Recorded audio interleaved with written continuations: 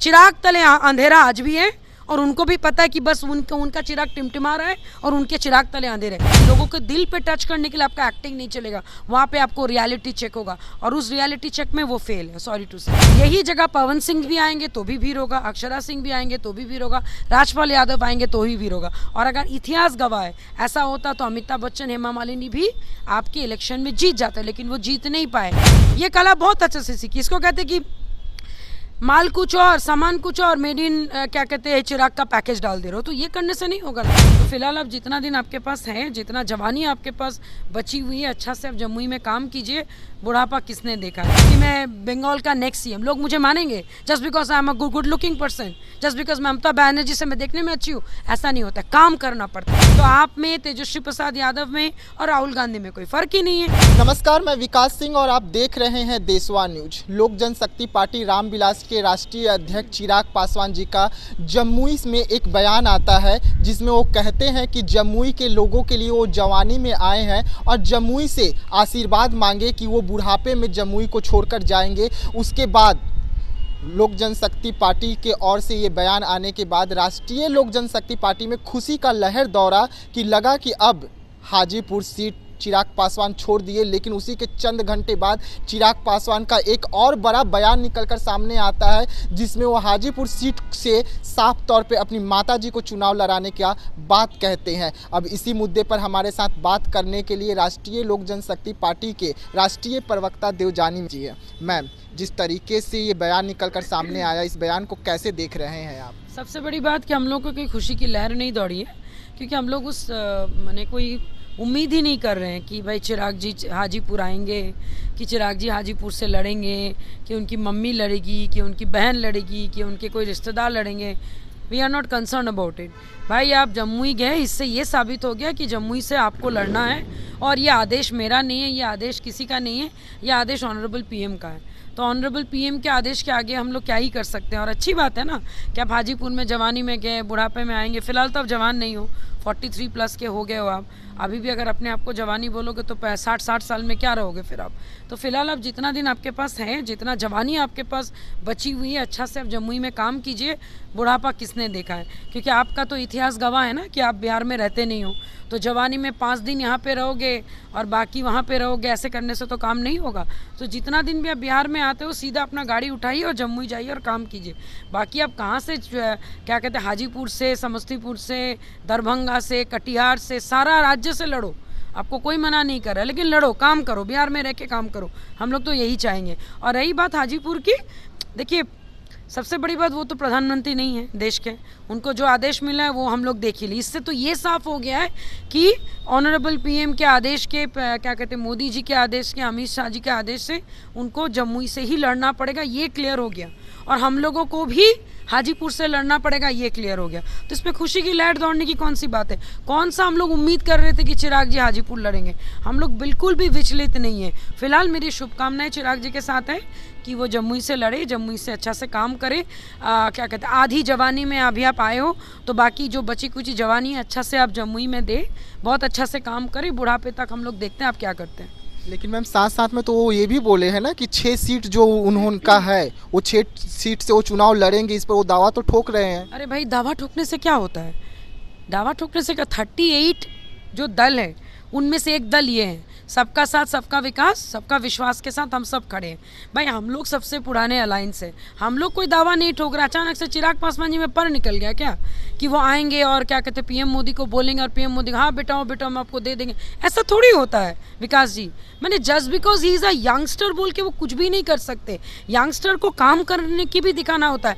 आप उनकी 1 साल की उपलब्धियां आप मुझे गिना दीजिए कि चिराग पासवान जी गले मिलने के सिवा, लोगों के पैसा बर्बाद करने के सिवा, अपनी पार्टी के गिने चुने नेताओं का क्या कहते हैं, आपका जो खजाना है उसको खाली करने के सिवा उन्होंने और क्या काम किया है। जिस दिन जब आपकी बिजली बिल का, जब आपका धरना प्रदर्शन था, तब मैं उन्हीं के पार्टी में थी। महाराज जी आए नहीं थे, महाराज जी रात के 8:30 बजे फ्लाइट में आए थे। क्यों भाई, अगर मैं अपने पार्टी का राष्ट्रीय अध्यक्ष होंगी तो मैं राजू तिवारी, उल्लास पांडे को, सबको मैं बोलूँगी आप लोग धरना पे बैठिए, हम रात को 8:30 बजे आएंगे। ऐसा कभी होता है, देखा है आपने होते हुए। तो भाई आप काम कम करते हो, बातें ज़्यादा करते हो, और आपके पार्टी के जो लोग हैं उनके बदौलत आप खड़े हो। 1 मिनट उनको हटा दीजिए और चिराग पासवान से उनका पिताजी का नाम हटा दीजिए और एक फ्लॉप मूवी के एक्टर के नाम पे वो बिहार में आके राजनीति करे तो जाने, जस्ट बिकॉज उनको बनी बनी हुई सारी चीज़ें मिल गई। इट्स गुड दैट आपने सिल्वर स्पून लेके पैदा हुआ, लेकिन उसके बाद आपने क्या किया? तो आप में, तेजस्वी प्रसाद यादव में और राहुल गांधी में कोई फ़र्क ही नहीं है। तो अगर चिराग पासवान को लोग वोट देने के लिए वो बार बार next CM, best CM, I am CM, doing CM कर रहे हैं, तो व्हाई नॉट तेजस्वी प्रसाद यादव? बताइए आप। तेजस्वी प्रसाद यादव भी तो चाहते कि बिहार का भला हो, तब जबकि वो बिहार में डेप्यूटी सीएम है, तब तो लोग उन्हीं को वोट देंगे। चिराग को क्यों देंगे वोट? चिराग पासवान का वोट अगर गिरेगा तो वो मोदी जी के नाम पे गिरेगा, और वो भी जम्मू से लड़ेंगे तो गिरेगा, और हाजीपुर किसी भी हाल में उनको नहीं मिलेगा। दावेदारी वो करते जो काम कम करते। बार बार हम आपको बोल रहे, Chirag ji is expert in doing media बाजी, मीडिया को कंट्रोल करने की कला सीख लिए। क्या कहते, कोई आपका एक्टिंग क्या कहते स्कूल से उन्होंने एक्टिंग करना सीख लिया, लेकिन लोगों के दिल पे टच करने के लिए आपका एक्टिंग नहीं चलेगा, वहाँ पे आपको रियलिटी चेक होगा, और उस रियलिटी चेक में वो फेल है, सॉरी टू से। तो चिराग पासवान जी के जो कार्यक्रम रहते हैं उसमें जो हजारों की संख्या में जो भीड़ नजर आती है, तो वो तो कहती है कि चिराग पासवान बिहार के नेक्स्ट सीएम। अच्छा एक बात बताइए, 16 साल 17 साल के बच्चे को अगर आप पूछेंगे नेक्स्ट सीएम कौन है, तो नेचुरली गोरा चिट्टा ब्लू आई लेंस लगा के ब्लू आई को नेक्स्ट सीएम बोलेंगे, लेकिन वो कितना वोट में कन्वर्ट होगा कैसे बताइएगा? वैसा ही आप जाके देखिए, लालू जी के टाइम पे भी वही था, नीतीश जी के टाइम पे भी आज भी वही है।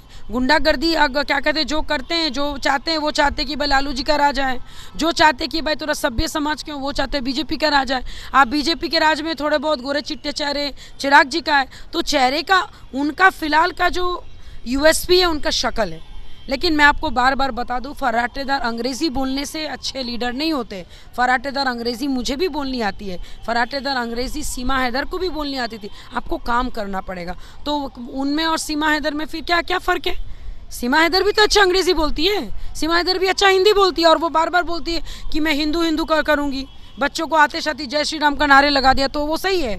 मतलब वो 100% वो क्या कहते हैं भारतवर्ष की हो गई है? नहीं हुई है ना। तो आप बिहार वासियों के होने के लिए बिहार में काम करो ना। हम लोग यहाँ पे 15 साल रगड़ के काम करें, एक एक चीज़ आपको बता देंगे, पटना में कहाँ पे क्या है, क्या चीज़ की कमी है, देवजानी मित्रा बता देगी, जबकि मेरा कर्म भूमि बिहार है और मेरा जन्मभूमि बंगाल है। आज अगर मैं बिहार में रह के, अगर आज मैं बंगाल में जाके बोलूं और मैं सोशल मीडिया में अपने आप को पॉपुलर करके बोलूं कि मैं बंगाल का नेक्स्ट सीएम, लोग मुझे मानेंगे just because I am a good looking person, just because मैं ममता बनर्जी से मैं देखने में अच्छी हूँ? ऐसा नहीं होता, काम करना पड़ता है।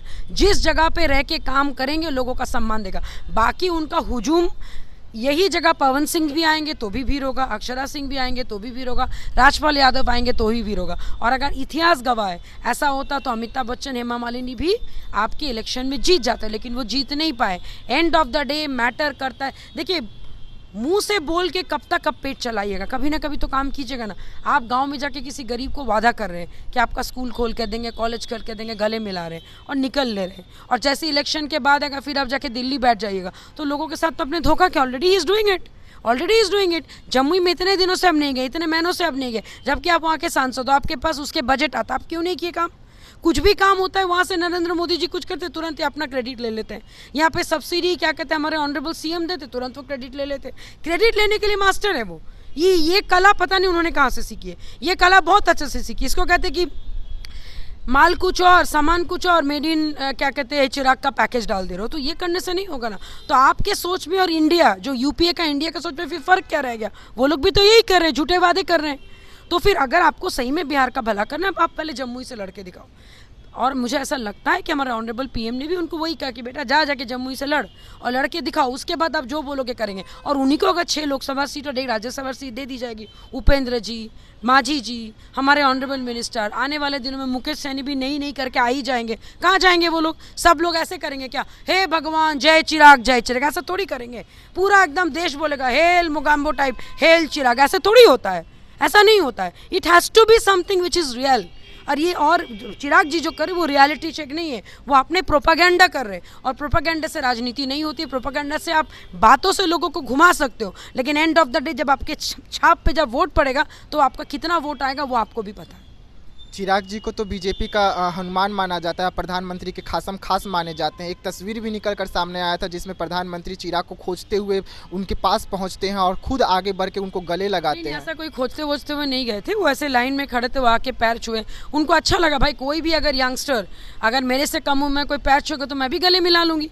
इससे अगर कोई भी अटकलें लगाने लगा, अगर आपको अटकलें लगाने हैं तो मैं आपको बता देती हूँ कि मोदी जी ने क्या उनके कान में कहा। मोदी जी ने बहुत प्यार से कान में कहा था, बेटा इधर उधर मत करो, चुपचाप से चाचा जी का पैर छुओ और चाचा जी को हाजीपुर से लड़ने दो, तुम अपना काम करो। तुम अपना काम नहीं कर रहे हो, तुम बार बार जाके दिल्ली में जाके बैठ के खाली तुम रंग बिरंगा कपड़ा पहन के तुम लंदन घूम रहे हो। अपने काम पे ध्यान दो और जम्मू जाओ, यही वो बोले हैं कान में। और हमारे मंत्री जी भी कान में वही बोले, बेटा सुधर जाओ, मैं जहाँ से वहाँ से लड़ने दो, तुम अपना क्या कहते जम्मू संभालो जहाँ के आप सांसद हो। और दैट इज़ वाई आज वो जम्मू गए हैं। स्टोरी साफ है, कुछ भी हो जाए हाजीपुर उनको नहीं मिलेगा। अब एक बात बताएं, जस्ट बिकॉज स्वर्गीय श्री रामविलास जी की दूसरी पत्नी बोल के रीना जी को लोग क्यों माने? उन्होंने भी क्या काम किया? सॉरी टू आस्क, उन्होंने भी क्या काम किया मुझे बताइए? स्वर्गीय श्री रामविलास पासवान जी की पहली पत्नी जो खगड़िया में, उनमें क्या गलती है? फिर उनको फिर लोग क्यों नहीं देंगे वोट? भाई ये तो गलत बात है। आप रीना पासवान जी को जो वोट देने के लिए दावेदार क्यों देंगे लोग? जस्ट बिकॉज आप उनकी सेकेंड वाइफ हो, जस्ट बिकॉज आप क्या कहते हैं चिराग जी की मम्मी हो। भाई आपने काम क्या किया? आपने तो काम कुछ नहीं किया। क्या काम किया? आपका 2-4 इंटरव्यू हमने देखा था जिसमें आपने बताया कि आपके बेटे के साथ कितना अन्याय हुआ। लेकिन अगर मैं ऐसा बोलूं, क्योंकि आप जब वोट मांगने जाओगे आप क्या बोल के वोट मांगोगे कि आप ये कर रहे हो, आप वो कर रहे हो, आप ऐसा कर रहे हो, आप वैसा कर रहे हो, यही सब आप बोलोगे।